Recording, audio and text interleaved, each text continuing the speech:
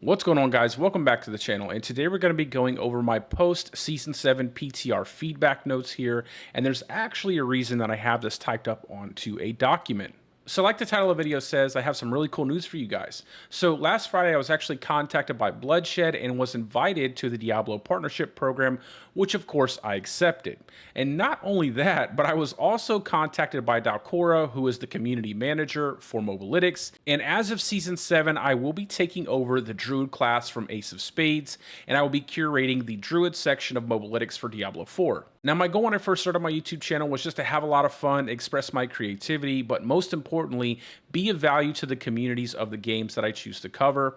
And as you guys know, I've been covering pretty much only Diablo 4, and now I will be covering some PoE 2 as well. And I do want to say, I think I've done a pretty decent job for someone who has no idea what they're doing half the time, because I have no experience in this stuff whatsoever, but I've had a great time learning as I go along. And I do want to reiterate that it is incredibly important to me to be of value to the communities of the games I play.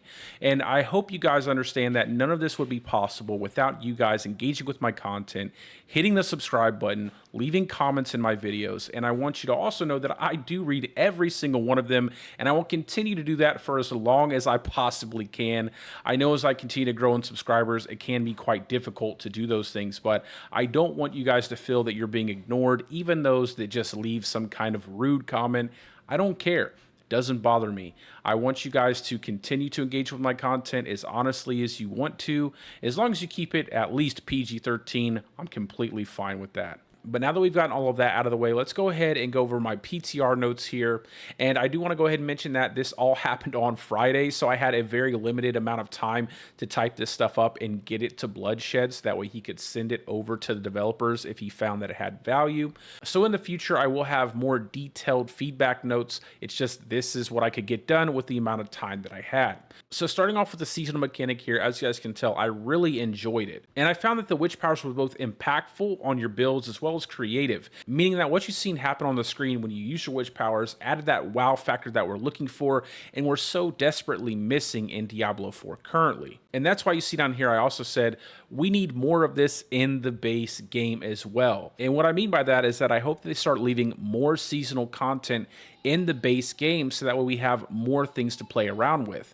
And not just bring them back as some kind of unique item or aspect, but maybe leave them in the game as a smaller system that has been balanced around the content that we currently have. So that way when we have classes like the Druid, which have very limited gearing and aspect slots, that we don't actually have to sacrifice anything for our builds. And as you guys can see, one of the powers I highlighted here for the witch power was grow, just to kind of elaborate on what I mean by creative.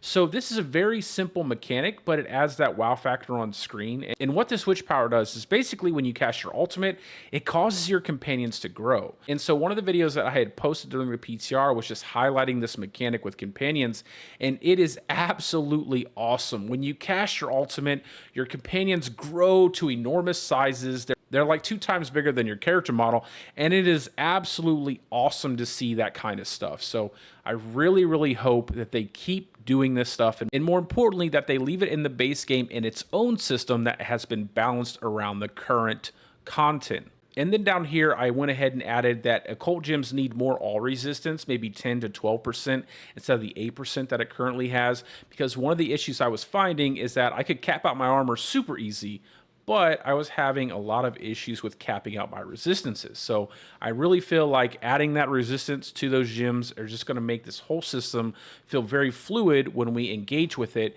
going into Season 7. Then moving on to the rune words that they added to the game, we're going to talk about Igni. So Igni was a really cool ritual rune word that was on the PTR that basically either allowed you to save up a big chunk of offering, up to 500, I believe is what it allowed you to save up. And then when you activated that, you would get all of that offering all at once, or you could just spam any other skill than a basic skill, and you could build up 25 offering every 0.3 seconds. So this rune word, in my opinion, is a perfect rune word. It's easy for the player to understand, it functions well, and it's easy to activate. And it not just works well with spamming skills, but it also works incredibly well with the overflow mechanic, which most people don't even worry about when they're using rune words, because all you want to do is activate it as soon as possible. But now with this rune word, you'll be able to easily activate that overflow mechanic with some of your rune words. That will cause them to have a much more powerful effect on your character. And as you guys can see here, I said more ritual runes like this, because these are a lot of fun to use. They're not hard to understand. You can just slap them on your build. It makes rune words feel 10 times better when you're using them. And it's not tied to something ridiculous like lucky hit on an injured enemy or something like that. Then I talked about the base game a little bit here. And the first thing I said is the enchantment system has to be improved on. Now, this is pretty obvious for anybody who plays the game. They have improved on it since the release of the game by taking out some affixes that were absolutely useless, reducing the cost, and even putting a cap on that cost. But in my opinion, it's still way too high and way too random to get the affix you're looking for.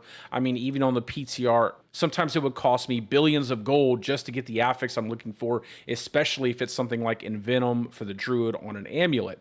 So I said add maybe one more affix per roll, and then again reduce the cost even more, and that is just to make it a little bit more friendly for those players who don't engage with the trading and who also don't have as much time to farm gold and gear as everyone else does. And then I also added we need an auction house, please.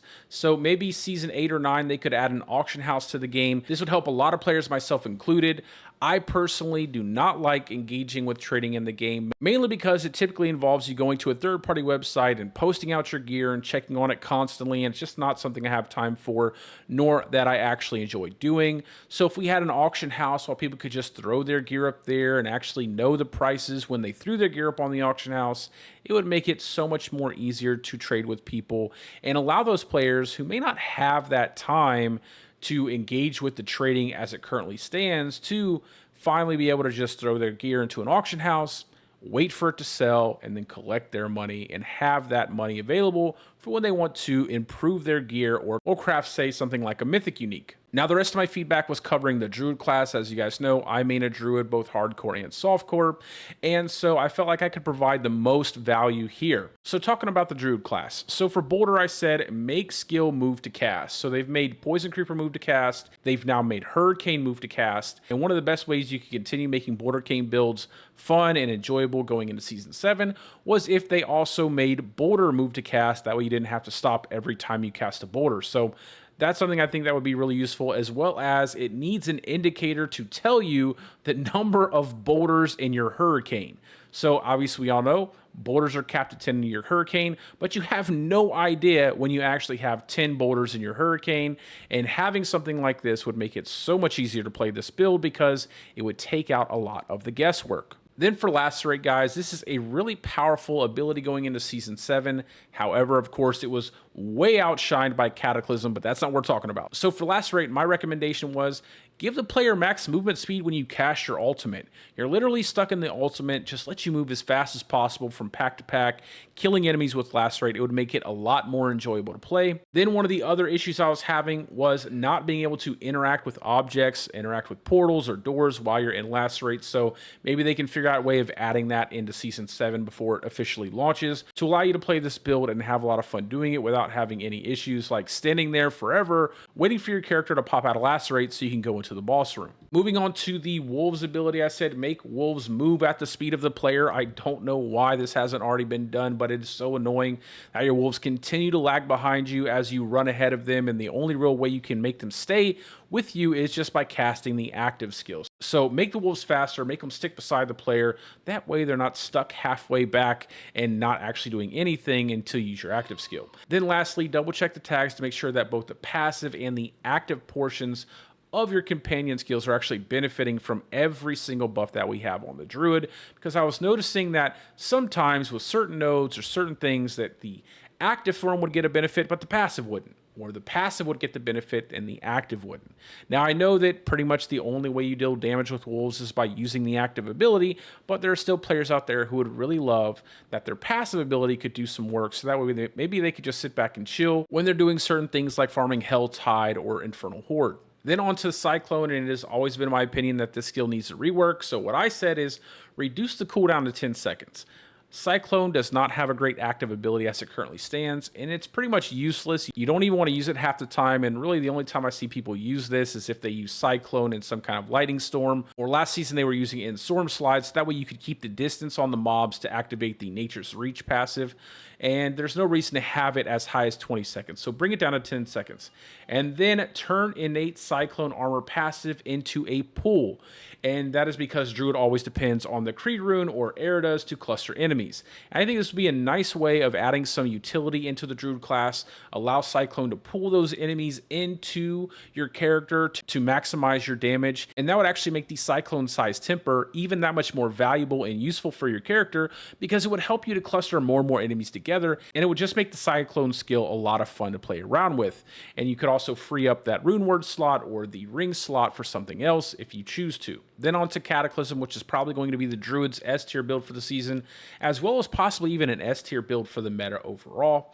But the 5/5 bonus is redundant. It basically slows enemies, and we already get a slow on the enemies because the only way to play Cataclysm builds is by shapeshifting, and Neurotoxin already slows enemies. So we don't really need that. So maybe they can find something else to add to Cataclysm. Now, personally, me, if they added more damage, it would be a bit ridiculous, but I'm fine with whatever they choose to do. Just not a slow, not something that's redundant. Maybe add something a little bit more creative. Maybe boost your character's damage reduction or something, anything, just not something like making the enemy slower. Then on to the Grizzly Rage Ultimate, the 5/5 bonus. It doesn't match the play style of the ability. So basically what the 5/5 bonus is that when you cast Grizzly Rage, you basically just explode with some damage and knocks down the enemies, but you don't ever cast Grizzly Rage consecutively. You actually want 100% uptime on it. So you only really want to cast it one time, and then you want to stay in the form the entire time. So that's why I highlighted here in my feedback. And I also went ahead and gave them an option. So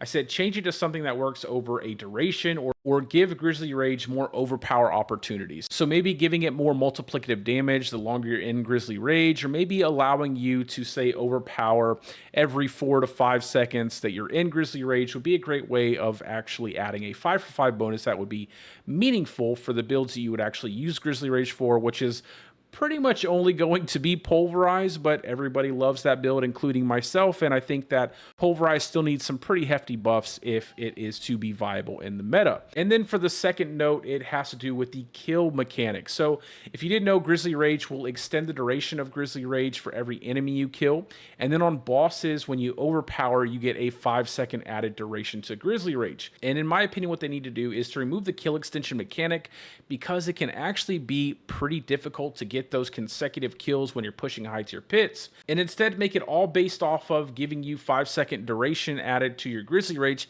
every time you overpower. And that is because it is getting more and more easier to activate overpowers. And if you've played a Grizzly Rage build this season, you'll note that when you're fighting bosses, you have no issue maintaining your overpower. It's typically when you're fighting high tier enemies and you cannot get those consecutive kills that you drop out of Grizzly Rage, and then your damage pretty much goes into the dirt. So I think this overpower mechanic is really good. Keeping it at 5 seconds is perfectly fine. And I think if they made this change, it would make Grizzly Rage so much better in terms of its playability. Then moving on to key passives, I said Perfect Storm and Earth and Might have no place in the meta. They are completely useless. It is too easy to get a 100% crit chance now, and Perfect Storm is a worse version of every key passive that adds damage. So in the future, they need a complete rework, and I just went ahead and added here that Nature's Fury, in my opinion, is the most creative key passive we have. It's a lot of fun to play with. It's pretty cool on screen too, because you get multiple effects from lightning and earth and lightning, proccing off of this key passive.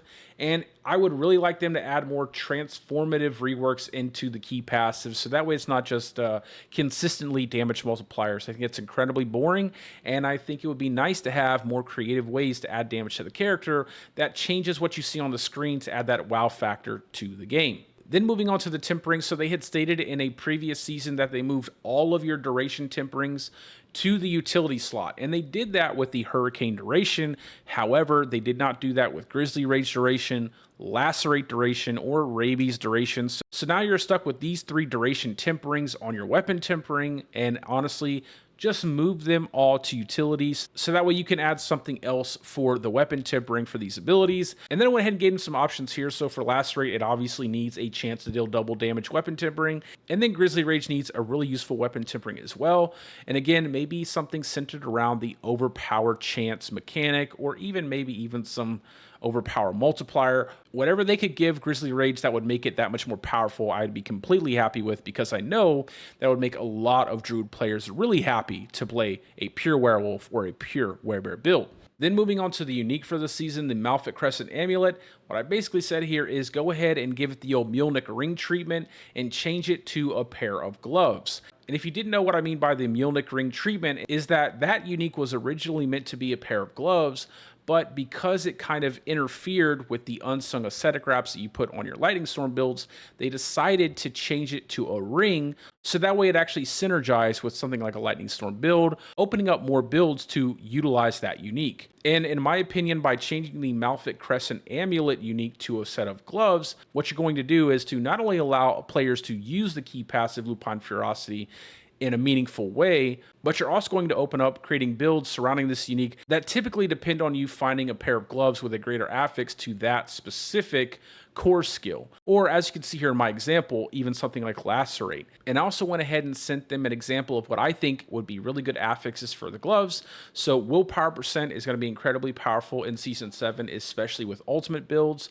And then werewolf critical strike damage, go ahead and keep that. Critical strike chance, and the reason why this isn't attack speed is because it wouldn't benefit Lacerate builds, so I think it would be good to have some critical strike chance. And then obviously ranks to werewolf skills, because then it would be very useful for your Lacerate builds as well. So again, by changing this to a pair of gloves, it would open up Lupine Ferocity to actually be a key passive we use in the meta. And it would also make it very useful for players in terms of gearing your character, because you're not going to be looking for a greater affix to Shred or Tornado to maximize your damage, because you'll just be able to farm a unique, and it is much easier to get a unique with a greater affix to werewolf skills than it would be to get a pair of gloves with a greater affix to any core skill that you're looking for. And then last but not least, I talked about the aspects. So for the Druid has way too many offensive aspects and not enough slots. And a lot of this has to do with the fact that every single time they try to fix a Druid skill, they usually provide you with a brand new unique item that you have to incorporate into your build, or a brand new aspect that you have to incorporate into your build. And what that's done is pretty much made every single build for the Druid class set in stone every season. And by adding more offensive aspect slots, which both of the new aspects were offensive slots, pretty much means that they're going to go unused, because there's either already an aspect that currently exists for that build that you would use it for, or there's a unique item that you have to use in that slot instead. So for both the Wolf's Rain and the Electrified Claws aspects, I just said go ahead and change them to a utility aspect, so maybe they'll actually get some use in Season 7. But in the future, my hope is that they actually take a lot of these aspects on the Druid class and combine them to be more powerful versions of what they currently are, and also just take some of the aspects and add them to the base skills that they're a part of, because a lot of times the aspect for that specific skill isn't even that powerful to warrant it being an aspect, and also the skill itself needs a buff anyways. So that's my opinion on the aspects for the Druid. But that's all for the video, guys. That is all of the feedback I had time to write out for the developers with the amount of time that I had and send it to them.